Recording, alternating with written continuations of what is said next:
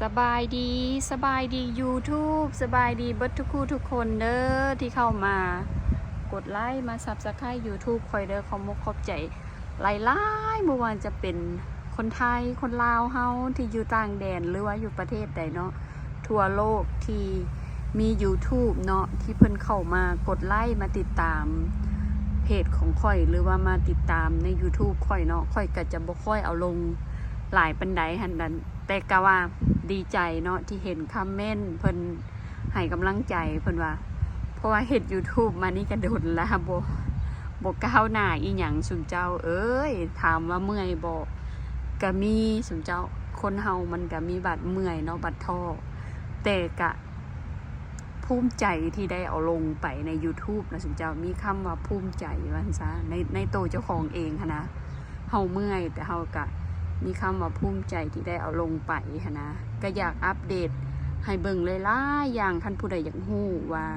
ชีวิตประจำวันหรือว่าอีหยังนะชีวิตประจำวันค่อยกับบ่มีหยังหลายนะสุนเจ้าไปทำงานมากะมาบ้านก็มาลงสวนเฮ็ดหั่นเฮ็ดนี่กินหรือว่าไปตลาดอีหยังขนาดแต่ค่อยก็บ่ค่อยได้กล้วยลงนะแล้วก็ปีหนึ่ง2 ปีหรือว่า3 ปีจะไปเที่ยวเทื่อนึงขนาดแบบนี้นะแต่ละรัฐนั่นน่ะค่อยก็ได้ไปหลายรัฐแล้วแต่ก็บ่ได้เอาลง YouTube นะแต่ว่าส่วนหลายก็จะเอาลงแต่เฉพาะอยู่ในสวนหรือว่าในต้นมะเพชรในเฮือนในอย่างนี้แหละสุนเจ้าท่านผู้ใดอยากรู้อย่างรายละเอียดก็คอมเมนต์หรือว่าถามได้เด้อสุนเจ้าเอ๋ยคันว่าผิดพลาดประการใดหรือว่าคอยเว้าจังใดบ่ถูกบ่คล่องบ่พาก็ขอโทษสุนเจ้าเพราะว่าค่อยเฮ็ดลง YouTube นี่ถามว่าอยากได้บ่ก็อยากได้ได้สุนเจ้าแต่ว่าเฮาก็เฮ็ดเนาะเพราะว่าเฮามักใน YouTube ว่าจ้ะมักเบิ่งค่อยจะเบิ่งที่คนมักเฮ็ดเกี่ยวกับสวนบ่กับอีหยังบ่หั่นน่ะชีวิตประจำวันบ่หั่นน่ะก็ดีใจที่ทุกคนเฮ็ดได้เนาะคือน้องสาวค่อยเราก็เฮ็ดเราก็เอาลงหั่นน่ะก็เฮ็ดเบิ่งค่อยก็กดไลค์ให้น้องตลอดได้แต่ว่าค่อยหั่นโดนๆค่อยจะค่อยลงเทื่อนึงบัดนี้ค่อยเห็นคอมเมนต์ผู้นึงเพิ่นเข้ามาคอมเมนต์เพิ่นให้กำลังใจว่าซั่นซะก็ขอบใจหลายๆหั่นน่ะหลายๆอย่างเลยหั่นน่ะสำนั้นก็ดีใจละสุนเจ้าขอบใจค่อยมาค่อยก็ขอบใจเจ้าคือกันว่าคันเจ้าเฮ็ดก็ให้เจ้าได้เจ้าอีหยังหั่นนะก็ขอบใจหลายๆบ่ว่าผู้เพิ่นกายไปกายมาหรือว่าผู้เพิ่นบ่มักเฮาเพิ่นก็มากดไลค์เฮาก็ดีใจนะสุนเจ้าขอบใจเบิดทุกคู่ทุกคนบ่ว่าคนใกล้คนไกลนะสุนเจ้านี่แหละค่อยก็บ่มีหยังหลายมากล้วยต้นมะเพชรให้สุนเจ้าเบิ่งชีวิตอยู่ประเทศนอก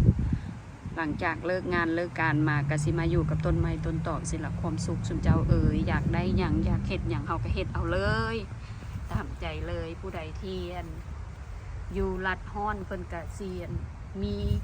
หลายอย่างกล้วยให้สุนเจ้าเบิ่งเนาะแต่ข่อยอยู่รัดหนาวข่อยก็กล้วยได้ซำนี้ละสุนเจ้าที่ค่อยปลูกว่าซั่นซะถามว่าค่อยปลูกหลายอย่างบ่ก็ตามคลิปวิดีโอนี้เลยไม่ว่าจะเป็นมะเพชรไม่ว่าจะเป็น